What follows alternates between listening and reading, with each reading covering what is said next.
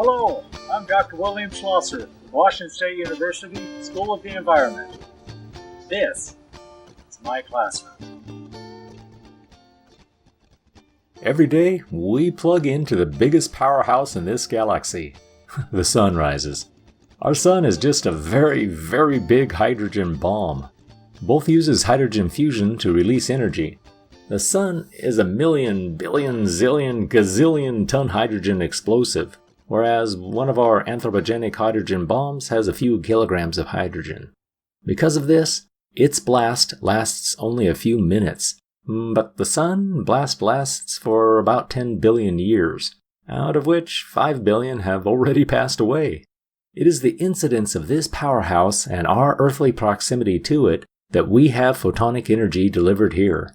We discover how it passes through our atmosphere, drives water to transition between solid, liquid, and gas, as we find it throughout the oceans as a liquid, and sits as solid ice, and of course in the atmosphere as a gas, solid and liquid. The transition between these climatological states is best related to the climates we know, changing with the months of the year. We know these as seasons, and so do plants thriving and surviving there. Plants are the primary producers, and they support the herbivores who feed on them. All organisms react to the climate where they live.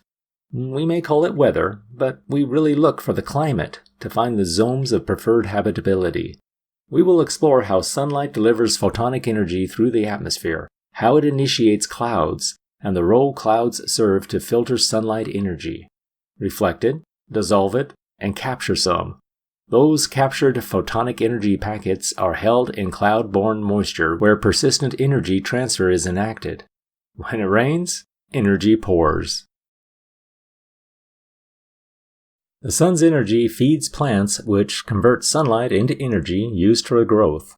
Places near the equator experience little seasonal variation. They have about the same amount of daylight and darkness throughout the year. These places remain warm year-round. Near the equator, regions typically have alternating rainy and dry seasons. Precipitation, wherever it falls, is warmed by the sun as it rides in the clouds. At the equator, warming happens when it falls to the earth. After rainfall, the sun is exposed and it warms again. Evaporation transfers heat from the surface water into layers of the atmosphere.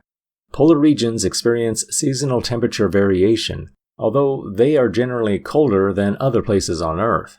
Near the poles, the amount of daylight changes dramatically between summer and winter. In Barrow, Alaska, the northernmost city in the USA, it stays light all day long between mid-May and early August. The city is in total darkness between mid-November and January. Nevertheless, even in these extreme outliers, solar energy still drives all physical and biological cycles, even when sunlight is not seen directly. The processes of balance is seen throughout shared interactions.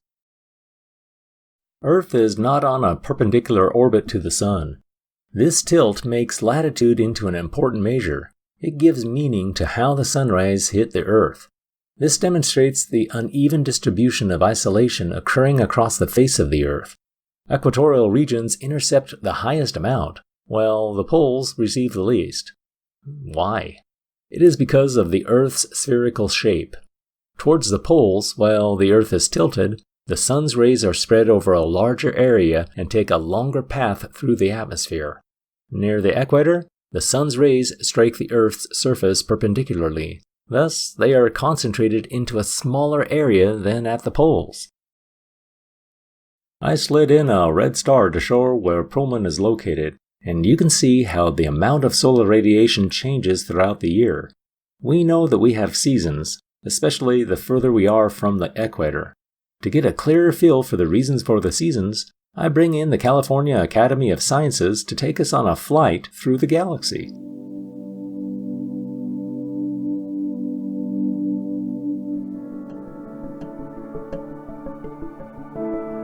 You know that Earth orbits the sun, right? And that it takes a full year for our planet to complete its orbit? Earth also rotates like a slightly tilted spinning top. Earth remains tilted in the same direction all year round as we orbit the sun. But that means the sun's light shines differently on Earth at different times of the year. Let's look at Earth when it's winter in the northern hemisphere. Observe how the North Pole tips away from the sun. This means that sunlight strikes the northern hemisphere at a shallow angle for a short period of time. This is why winter weather is generally cool, with short days and long nights. As Earth orbits the sun, we move towards spring in the northern hemisphere. Now Earth is tilted neither toward nor away from the sun, as day and night are about equal in length. As we make our way to the summer months, notice that Earth is still tilted in the same direction, only now on the other side of our orbit. The North Pole is tipping toward the sun. Sunlight strikes the northern hemisphere more directly, and the sun stays in the sky for a longer time. Compared to winter, summer days are warmer, and the sun stays in the sky much longer. Notice, too, that while it's summer in the northern hemisphere, it's winter in the southern hemisphere. Because of Earth's tilt, the seasons are reversed. We observed how Earth's tilt creates the different seasons throughout the year. How does this affect life? Plant life and other photosynthesizers, we call them primary producers, depend on sunlight. They respond to the changes in the seasons. Earth-orbiting satellites measure the amount of carbon dioxide absorbed by these primary producers. Bright regions on this map show where they devour the most carbon dioxide, turning light from the sun into oxygen and natural sugars. In spring, when sunshine strikes the cold waters of the North Pacific, productivity skyrockets. Phytoplankton and other microscopic photosynthesizers form the base of the ocean food web, and all ocean life responds to changes in the seasons. On land, forests grow green during the spring, brightening the continents. During winter, continents in this view turn dark from a lack of photosynthesis.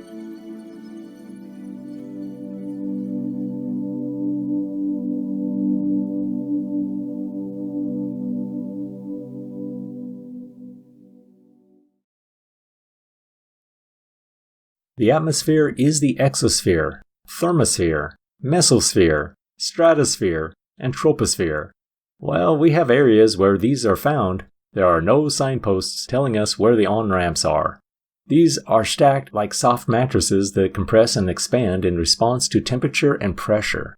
The word atmosphere comes from modern Greek for atmos, meaning vapor, and spharia, meaning sphere. It is a layer or set of layers of gases surrounding our planet, held in place by gravity.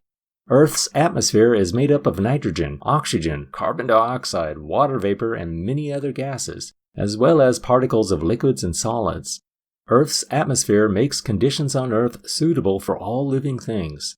The most abundant gas in Earth's atmosphere is nitrogen. The second most abundant gas is oxygen.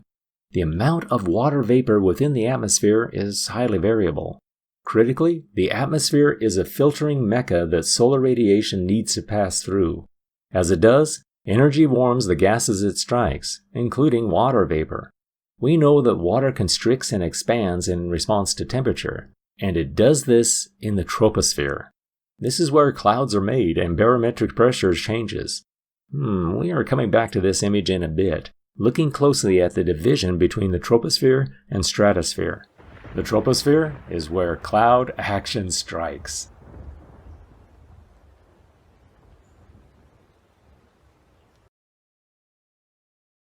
We need to take a closer look at the components of the Earth's systems. We are in full contact with the troposphere. This is where biotic life happens. Cryosphere is the water in its solid form, ice and snow, including glaciers. One part of the cryosphere is ice that is found in water, including frozen parts of the ocean, such as waters surrounding Antarctica and the frozen Arctic. The cryosphere includes sea ice, lake ice, river ice, snow cover, glaciers, ice caps, ice sheets, and frozen water in the ground. Thus, there is a wide overlap with the hydrosphere, which is the same water, but there it is in liquid form. Lithosphere is the Earth's crust plus the upper mantle. We looked at this as we began this journey, tubing with plate tectonics. The word lithosphere comes from ancient Greek, with lithos meaning rocky and spharia for sphere. The lithosphere is the outermost sphere of the solid Earth, consisting of the crust and the upper part of the mantle, defined by its rigid mechanical properties. The biosphere is the biotic and abiotic components of the planet. In ecology, we dedicate a lot of attention to this part of the globe. It is the regions of the surface, atmosphere, and hydrosphere of the Earth, occupied by living organisms. This is where we live. The biosphere comes from the Greek bios, meaning life, and spharia for sphere. It is the layer of the planet Earth where life exists. The biosphere is one of the 4 layers that surrounds the Earth, along with lithosphere, rock, hydrosphere, water, and atmosphere, air. It is the sum of the ecosystems. Hydrosphere is expressed by the water cycle. Water in all places and in all 3 forms as solid, liquid, and gas. It is all the waters of the Earth's surface, such as lakes and seas, and sometimes including water over the Earth's surface, such as clouds. The hydrosphere includes water that is on the surface of the planet, underground, and in the air. The major importance of hydrosphere is that water sustains various life forms and plays an important role in ecosystems and regulation of the atmosphere. Water vapor is most visible as clouds and fog. We know the players, but we interact on a moving vessel.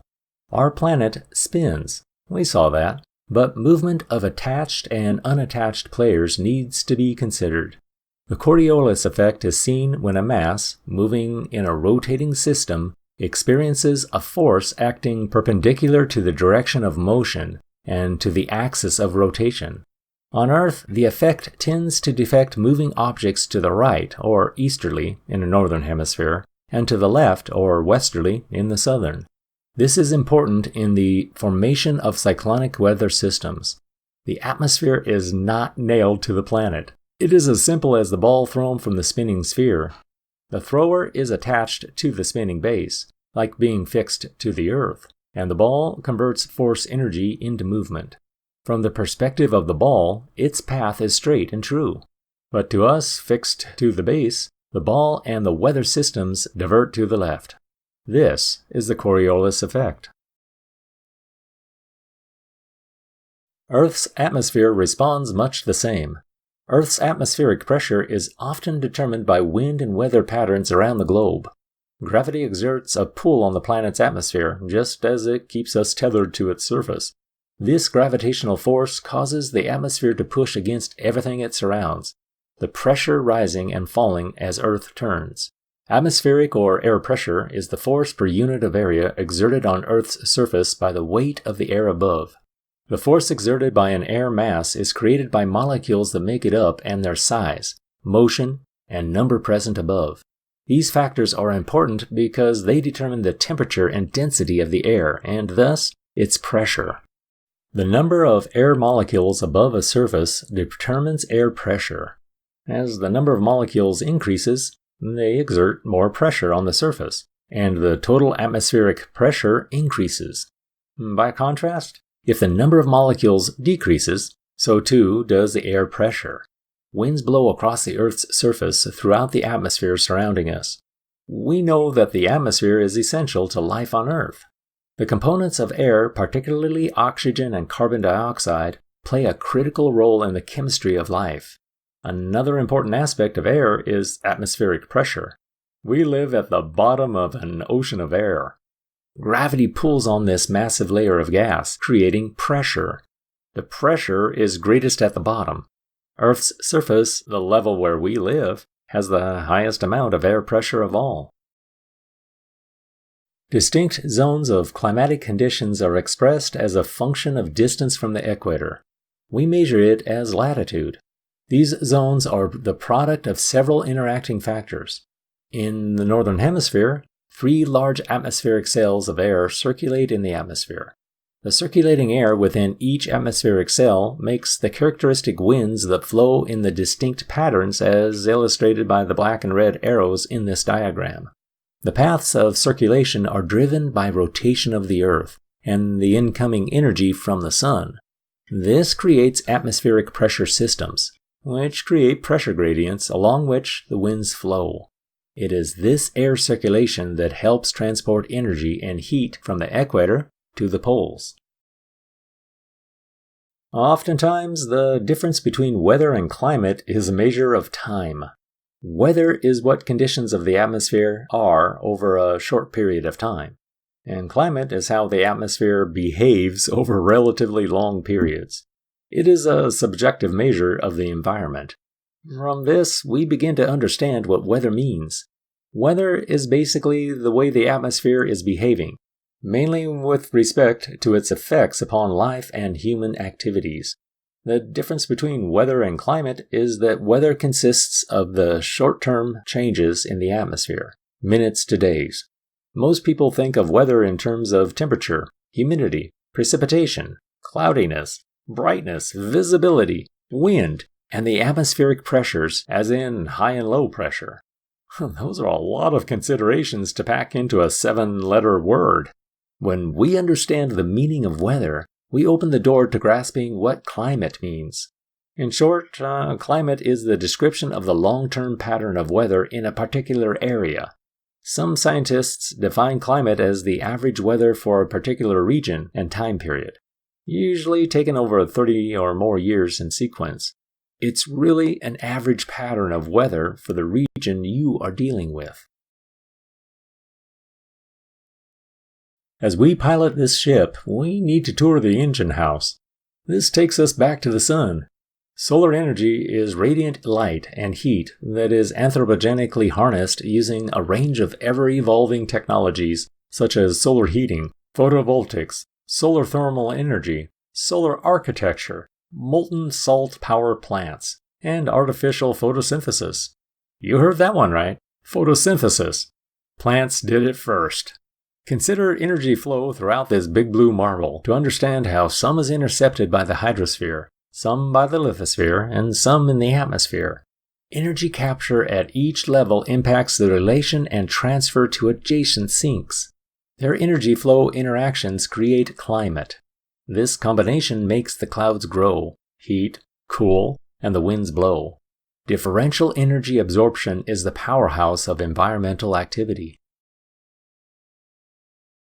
Consider the hydrosphere as an energy sink.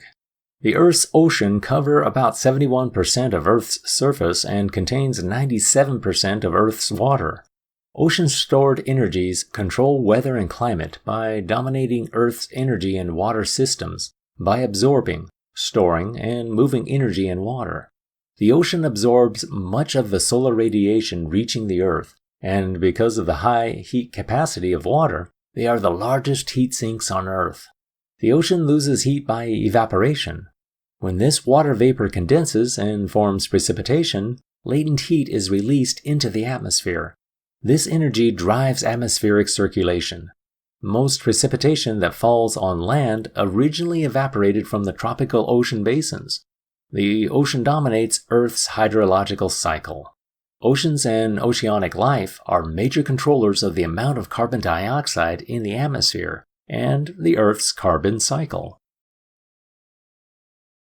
The Earth's energy budget accounts for the balance between the energy the Earth receives from the Sun and the energy the Earth radiates back into outer space after having been distributed throughout our climatic system and having thus powered Earth's so-called heat engine. The exact values for energy flows in the Earth system vary according to different estimates. All estimates have some uncertainty. The flow of incoming and outgoing energy is Earth's energy budget. For Earth's temperature to be stable over long periods of time, incoming energy and outgoing energy have to be equal. In other words, the energy budget at the top of the atmosphere must balance. About 23% of the solar energy that arrives at the top of the atmosphere is reflected back to space by clouds. Atmospheric particles, or bright ground surfaces like sea ice and snow, this energy plays no role in Earth's climate system. About 19% of incoming solar energy is absorbed in the atmosphere by water vapor, dust, and ozone. About 49% passes through the atmosphere and is absorbed by the Earth's surface. Thus, about 68% of the total incoming solar energy is absorbed by Earth systems. This is our budgetary energy system. Clouds play an important role in both warming and cooling our planet. Clouds give us a cooler climate on Earth than we would enjoy without clouds. We take a flyover, floating above the clouds. In this case, it appears to be cumulonimbus clouds, forming in the mid-troposphere. These puffy clouds appear to have some vertical structure, flat on the bottom, so it's not raining yet. On this scene, we see some openings and shadows are made because of this cloud structure. As we look at scenes like this one, consider what happens when a cloud intercepts direct solar radiation. The cloud is heated, and the Earth's surface is not. Shadows do not cool the Earth's surface. They intercept the solar radiation that would have heated the land. The absence of heating is not cooling. Let's take a stroll through this scene. At point A, clouds intercept and reflect solar radiation by reflecting incoming sunlight back to space. Solar energy is not transferred to the surface. Up to B. Solar energy is reflected by clouds back to the upper levels of the atmosphere and into space. Surface heating does not occur. Slide over to C, which is pretty much the same cloud surface, but now consider how the cloud was heated as it reflected sunlight energy. In this case, some amount of thermal energy is absorbed by cloud elements, humidity.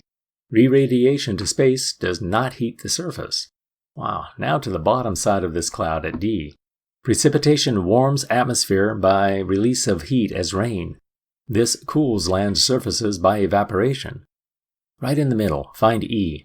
Warming of the Earth happens as heat is emitted from the Earth's surface and then intercepted by the cloud covering, where some of the heat is re-radiated back down to the surface. When clouds are involved, the balance of heat transfer becomes intermixed as heat is intercepted, reflected, and absorbed. Never discount the role precipitation serves as a medium of heat transfer when evaporating or when raining. This is all a process of energy transfer. What is the difference between radiation and incident radiation? Radiation is a general term for the energy transmitted through space. Incident radiation is a term used when referring to the radiation hitting a specific surface. For instance, the incident radiation for a solar panel is a total amount of solar radiation hitting the panel's face. Become familiar with the term incident solar radiation. In a messy acronym filter, we get the term insolation. This is where it comes from. This contrasts with direct beam radiation, which refers only to that radiation which arrives in a straight line from the sun. With these conditions, we understand how much energy is transferred to plants based on the conditions of where it grows. Convection is the heat transfer due to the bulk movement of molecules within fluids such as gases and liquids, including molten rock. Convection includes sub-mechanisms of advection and diffusion. When a fluid, such as air or liquid, is heated and then travels away from the source, it carries the thermal energy along. This type of heat transfer is called convection. The fluid above the hot surface expands, becomes less dense, and rises. Evapotranspiration is the sum of evaporation and plant transpiration from the Earth's land and ocean surfaces to the atmosphere. Evaporation accounts for the movement of water to the air from the source, such as the soil, canopy interception, and water bodies. Notice the energy budget is in balance. All coming in eventually is cycled out. The Earth receives 174 petawatts of incoming solar radiation. That is our insolation measure at the upper atmosphere. Approximately 25% is reflected back to space, while the rest is absorbed by clouds, oceans, and land masses. The spectrum of solar light at the Earth's surface is mostly spread across the visible and near-infrared ranges, with small parts in the near-ultraviolet range.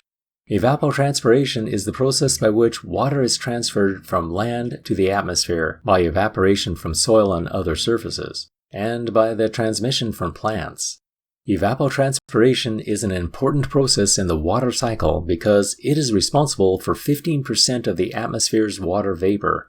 Without that input of water vapor, clouds couldn't form, and precipitation would never fall. In naturally occurring forestlands, we see an energy delivery complex cycling from the sun through the atmosphere and into plant cells. That is the intake, but energy loss is critical to understanding this process. Albedo is reference to the solar radiation that is referenced by the abiotic surfaces of an area. Everyone who has skied on a bright winter day will know how all the sunlight is reflected by the snow and onto your face. Wow, those are some intense sunburns. Albedo expresses how some surfaces naturally reflect sunlight, sometimes almost all of it. Sensible heat loss is the natural conveyance of energy based on the physical site characteristics. Finally, evapotranspiration is the biotically responsible part of this scenario. Picture the forest with several leaf layers from the surface, through the multiple layers of shrubs and into the stacked layers of tree branches. Each layer has plant cells seeking to photosynthesize. A part of photosynthesis is the release of moisture from the cells. This moisture came to the plant from the ground, through its roots where it packed dissolved nutrients for the plant to grow. Plant transpiration releases this water into the atmosphere, and with its latent heat loss, precipitation results. We have all learned about deforestation as the removal of a naturally occurring forest land. Trees are cut and the site is not reforested. This is deforestation, and when it happens, we have a loss of the evapotranspiration component from this balance. At the same time, the albedo was changed from a darkish green forestland cover to bare earth. More sunlight is reflected back into the atmosphere. Sensible heat loss is increased as more energy exits the forestland site before it is used by plants. The clouds got smaller, and the amount of moisture cycling into them has reduced. Earth's surfaces all play a role in this system. For example, if land vegetation is cleared for deforestation or agricultural burning, the bare surface reflects more sunlight back into space, creating a cooling effect. At the same time, deforestation and biomass burning release carbon dioxide into the atmosphere. This drop occurs because deforestation reduces the natural recycling of moisture from the soils, through vegetation and into the atmosphere, from where it would have returned as rainfall. Albedo is important in terms of understanding the energy budget of our planet. Ice has a high albedo, so reflects most solar radiation back into the atmosphere, resulting in the ice remaining cold. Think back to the conditions during the apex of the current ice age, about 18,000 years ago. All the ice and snow reflected direct solar radiation back into space. It was not absorbed. Our planet's albedo was high. Think of this as an energy budget where the ice reflects 99% of the heat it was provided. Thus, the energy is in the atmosphere surrounding it, and it is transferred to other sinks. The most closely sited sink is the ocean. Vegetation cover alters albedo. For example, albedo of dark-colored tropical forest cover is typically less than 15%, thus absorbing high levels of solar radiation. The albedo of lighter-colored pasture and cropland is typically in the range of 20 to 30%, slightly greater than unvegetated bare ground, which is always less than 25%. This tells us how much solar radiation is absorbed by plants, instead of being reflected away. I take you now on a trip from Pullman northerly to the lands near British Columbia, Canada, passing Chewelah, Washington. Watch the surface of the Earth in these images. There are a bunch of areas with forestland vegetation, and some with white fields. I am flying into Keystone Quarry at Carr's Corner, Huckleberry Mountain, Stevens County, Washington, USA. This is a dolomite open-pit mine. In anticipation of the importance of the production of metallic magnesium, specific plants were made several years ago for the study of the dolomite and magnesite resources of Washington. Virtually all the dolomite of the state is found in the northeastern part, particularly in Stevens County. Some of the dolomite occurs in formations of Cambrian age, some of those considered to be part of the Precambrian and Triassic ages. Dolomite is used as a source of magnesia, a feed additive for livestock, a sintering agent and flux in metal processing, and as an ingredient in the production of glass, bricks, and ceramics. Dolomite serves as the host rock for many lead, zinc, and copper deposits. These are its human uses. But in nature, it is an extreme albedo reflector. Naturally occurring, it reflects all solar radiation back into the atmosphere. Earth is a spherical body, we know that. The incoming solar radiation beams reaching the outermost atmosphere of Earth arrive in parallel radiation beams. Planetary energy interception is bounded by our rounded shape. Sun-ray interception is altered by the atmosphere, but generally represents a uniformly distributed source of energy that will interact with Earth's surface. The angle of the Earth's surface receiving the solar radiation differs according to locations on the globe. At the equator, the incoming solar radiation beams are just about perpendicular to the Earth's surface. Thus, the solar radiation is concentrated into smaller area in contrast to the poleward locations. At a location farther toward the pole regions, the angle of the receiving surface is greater and angled away from the Sun, so that the same amount of energy that enters the Earth's atmosphere is now intercepted over a larger area, decreasing solar radiation intensity. This means that average annual temperatures generated from solar radiation of global climates will systematically decrease from the equatorial regions to higher latitudes near and at the poles. I keep describing physical environments with consideration of energy transfer. Energy needs to come in forms plants can use. Pure energy is needed for photosynthesis, but that is not enough. It needs to warm the water so plants can use it. It needs to enter plants through the roots. Plants are not taking their moisture through the leaves. The warm soil water needs to dissolve nutrients, which plant roots can absorb. The confluence of water, temperature, and light all need to be in balance for plants to succeed. This confluence is put in terms of continentality to understand how these factors rely on the physical environment's temperature in combination with latitude and distance from the nearest ocean body. Continentality is a measure of the difference between continental and marine climates, as characterized by the increased range of temperatures that occur over land compared with water.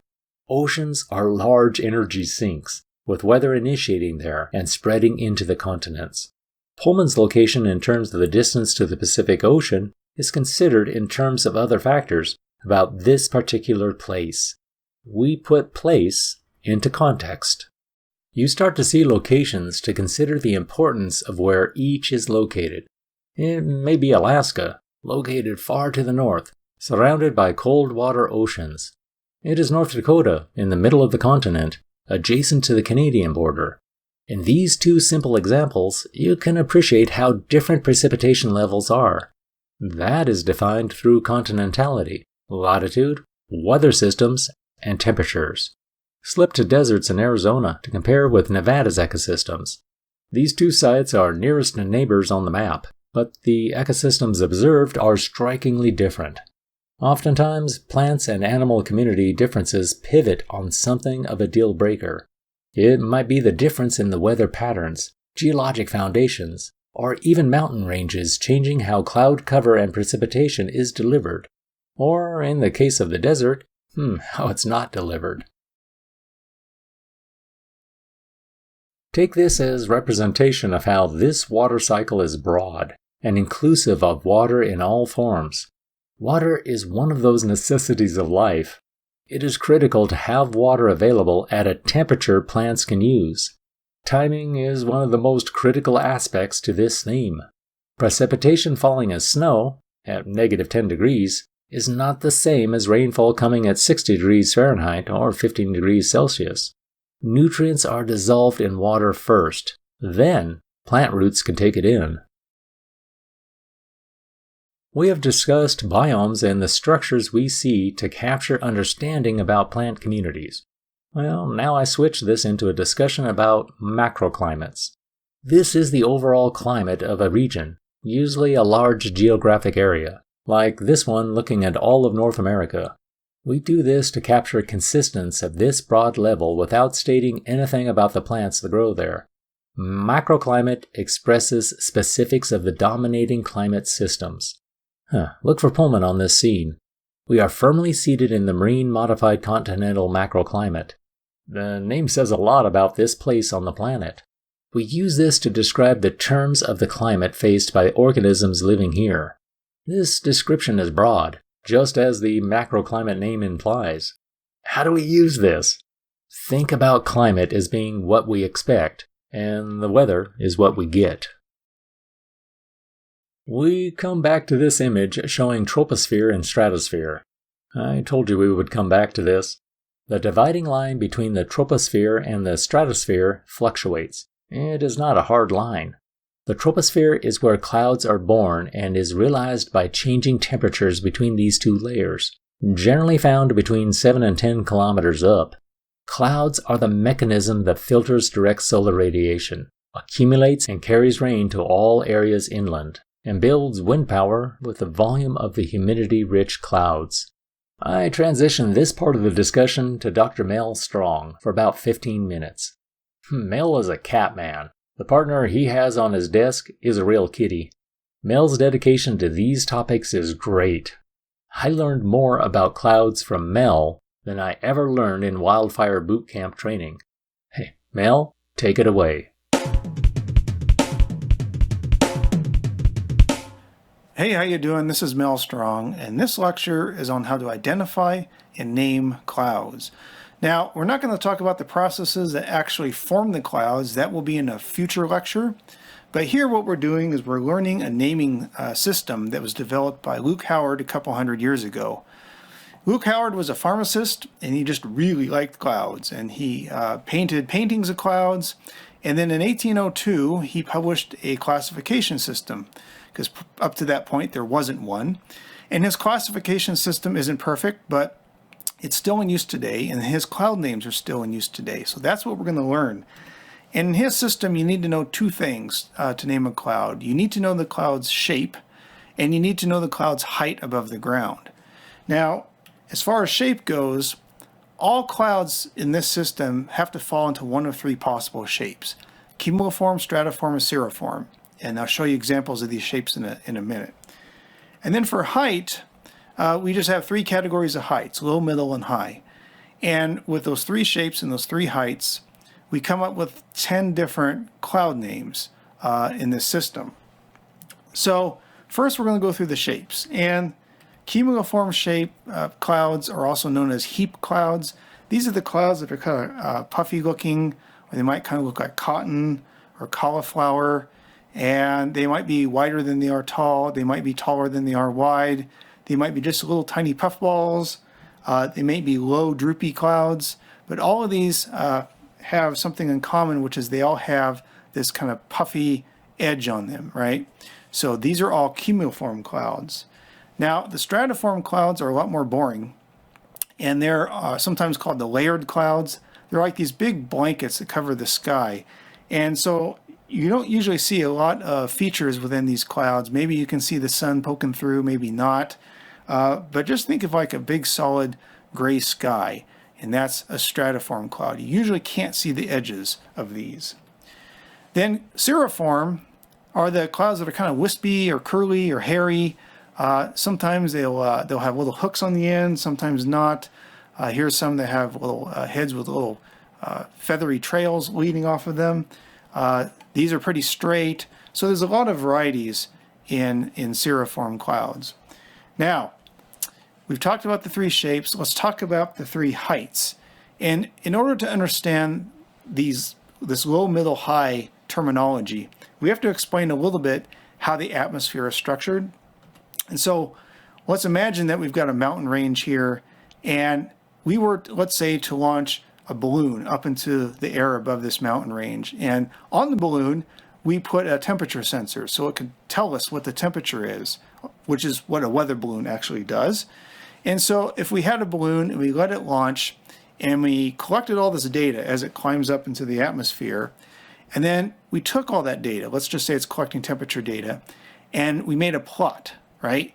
And in my plot, I've got an x-axis of temperature, so it's warmer to the right, colder to the left, and I plot height on the y-axis, and I were to plot that data that balloon measured. My graph would look kind of like this at first. The balloon would notice it's warmest near the surface, and as it goes up into the atmosphere, it cools and cools with height. And that probably makes sense to you because if you go up to the top of a mountain, it's usually colder up there. We'll learn in a later lecture that when the sunlight passes through the atmosphere, it really doesn't interact with it. It warms the ground, and the ground warms the atmosphere from the bottom. But for now, all we have to realize is that this trend happens, and then at some point, something weird happens. Our little weather balloon would notice that the air actually starts warming up when it gets to a certain point, and continues to warm up as you go higher. Okay. Now, in a later lecture, we'll explain more about why this happens. But for now, all we're going to say is that this little inflection point between where the atmosphere cools with height and when it starts to warm with height, that forms a natural boundary between two layers in the atmosphere, and all the air below that line is called the troposphere, and all air above that line is called the stratosphere. So the reason we're talking about this is this low, middle, high business. That refers to low, middle, high in this layer, in the bottom layer of the atmosphere. Now, the exact height of this varies by season. It can vary by day. If it's a really cold day, it will be lower. If it's a hot day, it'll be higher. If you're in the tropics, it's higher. If you're near the poles, it's lower. But kind of a worldwide average is close to 7 miles above the ground is where this division is. So our low, middle, high clouds have to fall somewhere between close to the ground level and up to as high as maybe 7 miles. So roughly, we just divide it like this: low clouds, middle clouds, high clouds. Now, there's a problem with this in that we don't have a word for a cloud that's in here or a cloud that's in here. So we kind of have to force clouds to fall into one of these three categories. So like I said, it's not necessarily a perfect system. So the high and mid clouds have a prefix. So if a cloud is up here, we give it a prefix 0. And if a cloud is kind of around here, we give it a prefix alto. And if a cloud is down here, it does not have a prefix. This will make more sense when I give you some examples. Okay, so let's start with one. I have a cumuloform cloud and it's low. I call it cumulus. All right. Now I take that puffy cloud and I move it up to kind of the middle of the troposphere. I would call that altocumulus. It looks smaller, and I'll show you pictures of these in a second, but that alto tells you the mid-level of the atmosphere or troposphere. If I move that puffy cloud up higher, it'll again appear even smaller, and it'll have that prefix 0. You can do the same thing with stratus clouds. It works a little bit differently. So here's a high stratus cloud, a blanket. That would be cirrostratus. With altostratus, usually what that means is that that high cloud extends all the way down to the middle of the atmosphere, middle of the troposphere. That's altostratus.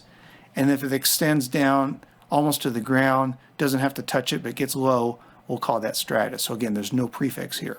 So now let's move up to altocumulus clouds. So now these are going to be higher above the ground, so naturally they're going to appear smaller because they're farther away from us. But the clouds themselves are actually also smaller. And here's some typical altocumulus. So these are considered mid-clouds. So now these are not low, and these are considerably further up in the atmosphere. You can see how they're smaller. All right, let's go on to cirrocumulus. And because they're so high up, these are little tiny puffy clouds that you can actually kind of see through, right? Like light will shine through cirrocumulus clouds because they're so thin. And, you know, they're tiny because they're far away, but they're also literally very thin clouds. So there's a fourth puffy cloud that actually does not exist at just one of these three levels, but in fact can exist at all of those three levels at the same time. It starts out low and it grows up high, and that's called the cumulonimbus. Now, a cumulonimbus also has another more popular name, which is thunderstorm, because this nimbus means precipitation. So anytime you have a puffy cloud that is precipitating, whether it be rain or snow, you go with cumulonimbus, even if it's not making any audible thunder or you can see any visible lightning. Just the fact that you have precipitation out of a cumuloform cloud, we're going with cumulonimbus. So here's an example of what is first a cumulus cloud right now, but then notice right there, we're starting to get some precipitation. And in a later lecture, we'll explain why this is happening. But for now, just realize that a cumulus can sometimes turn into a cumulonimbus if the conditions are right. So once you see precipitation, you have to go with a cumulonimbus. There's another type of puffy cloud that's kind of a special case. It's called stratocumulus. So if I have one low puffy cloud, I've got cumulus. If I have two low puffy clouds, I would still call them cumulus. But if I have so many puffy clouds that they end up touching each other or almost touching each other, and maybe I can see a little light in between, I'm going to go with stratocumulus. Stratocumulus is actually the most common cloud type on Earth, but we don't see it that much on land because stratocumulus occurs over the ocean. And we get it once in a while here in New Mexico. So here's some stratocumulus. So if I could just pull out one of those blobs, I'd have one single low cumulus cloud. But I have so many of them that I can see some light in between, and maybe I'll get a glimpse of the sky or maybe not.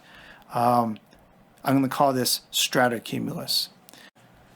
So we've gone through all the cumuloform clouds, and now we're going to go through the stratoform clouds, which are a lot less interesting to look at.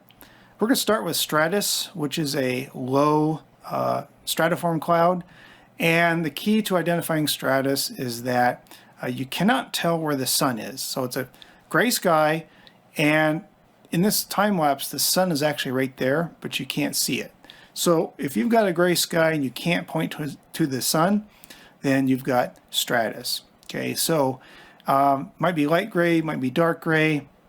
There might be some texture in the sky, there might not be, but what's consistent is that you can't tell where the sun is. Now, if that gray sky is also producing precipitation, either rain or snow, we're going to call it nimbostratus.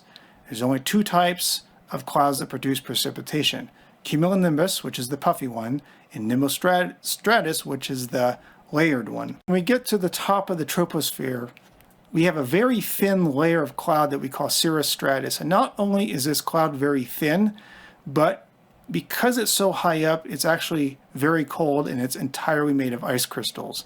And it turns out that when light shines through a layer of ice crystals, it makes an optical pattern. It makes a circle. And cirrostratus clouds are characterized by this ring that goes around the sun. Now, the pictures I'm showing you here are not mine. I have a really hard time getting good pictures of cirrostratus clouds, and some of these I've been able to track down the source. Some of these are they're all over the internet, and I can't figure out where they originated from, so I can't give everybody credit.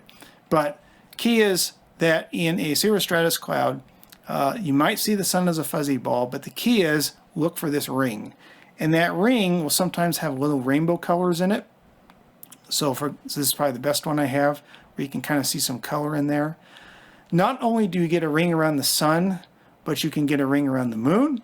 And this kind of shows you how thin this cloud is. Like, you can see stars through it, right? So it's even hard to call it a cloud, but we do. It's just this very thin layer of ice crystals. So those are the 10 cloud types as originally outlined by Luke Howard back in 1802. And most of the clouds you will ever see will fit in one of those categories, but there are a few oddballs that don't completely fit. And I'm going to give you two more. And these two you actually will see in New Mexico occasionally. So for the first one, here we've got the Sandias, and there is wind that's blowing up over the Sandias. And for reasons that we'll explain in a later lecture, when air rises, it can form clouds. So there's this little cap of a cloud that sits on the mountain. Okay, now that cap is now grown, and it's starting to get this shape that's kind of a disc shaped. And we call these clouds lenticular clouds. Or if I zoom out a little bit more, okay, so this whole thing now is this air mass moving over the mountain is creating this disk called a lenticular cloud. Another extra one, here's a cumulonimbus, so that remember that's the thunderstorm. And sometimes what we'll get right on the bottom of a cumulonimbus are these sinking blobs of cold air that come down. And they form kind of a droopy looking cloud that's called mammatus. And these will often happen right before or right after a thunderstorm occurs. So here they are. Each one of those blobs is sinking cold air that's coming down out of this cumulonimbus. Here's some more that are, these are better lit here. So you can see them starting to come down. We got a little precipitation over here, but for the most part, those are just blobs of cold air. Here's some good ones forming right there. Okay, so these are all mammatus, these blobs coming down. Okay, so in conclusion, we got 10 cloud types that were originally defined by Luke Howard back in 1802. And on top of that, I'm giving you 2 others that don't fit very well in that original classification system, lenticular and mammatus. Thank you, Dr. Mel Strong. Mel's full lecture on this topic is about half an hour long, and he gives many photographs and video examples of each cloud type. Keep in mind the life-giving function clouds enable. They are the transport mechanism to deliver precipitation to land. That is how plants get moisture from the soil. When in the soil and the temperature is within the plant's growth range, moisture dissolves elements like nitrogen, phosphorus, and potassium. Nitrogen is also in our atmosphere, but plants cannot use any of it. Plant roots need to pull it from the soil. Without clouds, most land would be dry and inhospitable. There'd be no drinking water and agriculture would be impossible. More to the point, plants and environmental conditions enable wildlife to thrive and survive. These are the primary consumers we know of as herbivores. On this chart, we are looking at precipitation for the Quinault Indian Reservation, Olympic Mountains, along the Pacific Ocean shorelines in Washington. I collected these data while completing environmental assessments about the reservation. I ask you now, is this a report of weather or climate? How do we know? If I want the weather report, I will look for the date. Weather happens on a day specifically noted. In this case, I see a range of years, 1971 through 2010. That is the indicator you need to see. This is climate. It was generated from a daily weather data set for 39 years, and that is what gives this report of what has been.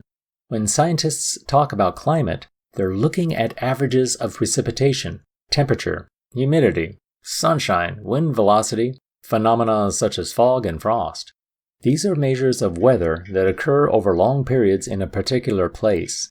In this case, I have pushed them into Microsoft Excel to calculate the monthly min, max, and created an average. We see some interesting trends when we look at the data like this. Same location, different view. I generated these raster database features in ArcGIS and trimmed them to match the spatial extent of the reservation. Now a different way of looking through this telescope. Still in ArcGIS, I view the raster data to show temperature. I revealed the warmest average monthly temperature norm. In this case, it is August. You can see on the key how the highest recorded average monthly temperature was 75 degrees Fahrenheit, seen near Lake Quinault in the northeastern range of the reservation.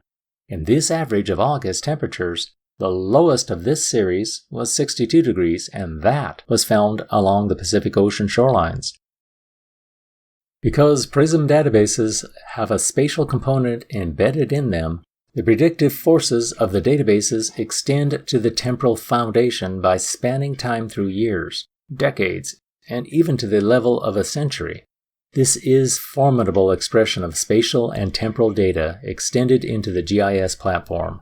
On this map view, we see the coldest average month on the reservation, January. This time, the Pacific Ocean shoreline holds the warmest temperatures at 35 degrees, while the coldest parts are slightly north of Lake Quinault. This is climate, and you know it because you see the years of data collection used, and the title showing what is relayed. Now take a view from Mount June over the proposed Hardesty Wilderness area to the Three Sisters and Mount Bachelor in the Cascade Mountains, Oregon. What data do you see? Okay, there's a temperature, precipitation, and relative humidity. This looks a lot like a report of weather on June 15 at high noon. We stay on Mount June looking at a chart with months on the x-axis and two y-axes, one with temperature and the other with precipitation. Lines of temperature and precipitation give us the big message, but that range of dates in the title gave us the confirmation. This 1946 through 2013 trend is all you need to know. This is climate. Climate reports statistics, usually mean or variability of weather. We like longish dataset reports, some reaching over 100 years. But when we have those, we can bifurcate data into segments to show climatological changes between periods. This is how climate change is sometimes stated. We use databases of daily or monthly information to create monthly and annual averages through time. This is how PRISM data has been assembled, with new data added continuously through time. We can report these as figures, charts, tables, or geospatial analysis maps. Each presentation gives the analyst unique means to share the vision. Again to the map view, showing mean annual temperature. This is climate, taken from a time series which is not shown here. It would only be weather if it shows that these are the days recorded in min or max. Watch out for this. Many times you will see data reported like this. Not putting the range of years the data came from is sloppy. Be good to yourself. Make sure not to make it like that. Now think about putting information into your satchel. You will use it. You need to describe an area based on its climate. Start by Googling it. Most of the data I use come first from NOAA. Look for the years of record when you pull these data. These graphs I show you do not provide the span of years used to make these averages. That's a problem. To find it, look in NOAA data sets to discover how much data were used to make these. This is very important to determine the usefulness of climatological data. If you want to make these data from geospatial datasets, then look to PRISM data. Fire up your raster-enabled GIS program to load these data. PRISM has these records, and more. Investigative research is required to make these data useful. When analyzed through a GIS system, data specific to geographical areas can be found. You will make graphs, maps, and analyze data for the area you want to explore. This is your decision to use all the tools you have at your disposal. Here, you can make it happen. Database values are associated with specific locations on Earth. These are drilled to the level of 4-kilometer cells. If you are a GIS wonk, you will be saying right now that we think of 30-meter cells as sloppy because we get 1-meter LiDAR data these days. Well, that is meaningful when examining elevation data. But this is about climate, and we may have weather collection stations separated by dozens or hundreds of miles. So, 4 kilometers is outstanding. Skip over to the Explorer tab. Navigate around this continent. Find Kamiak Butte. You know it is north of Pullman. See the cells on this screen and click on one in the middle of the butte. Now, scan the metadata about the available dataset. Wow, location looks right. The starting year is outstanding, reaching all the way back to 1895. The default settings are presenting us with annual values. Okay, those have purpose, but I want to see monthly values. Select that radio button. I like to summarize my data with the specific records instead of trying to parse it up. Click on the Retrieve Time series to see an on-screen stack of bar and line charts for these data. Okay, that looks impressive, but I cannot use that in my written document. Slip back to the Download Time series. That's the ticket. For this one, it will download a CSV file to your computer. Now the data are under your control. Download it and open in Microsoft Excel. If you have done this before, you can get on to drilling into the data and find numerical summaries and make some graphs. If you want to see an example of this whole process, open the associated video and we'll do it together. When you write up this climate report, make it a standalone document about the climate of Kamiak Butte. Describe the climate using all available measures. These discussions will integrate with all other aspects of the master report you prepare. Make this document a solid report about climate.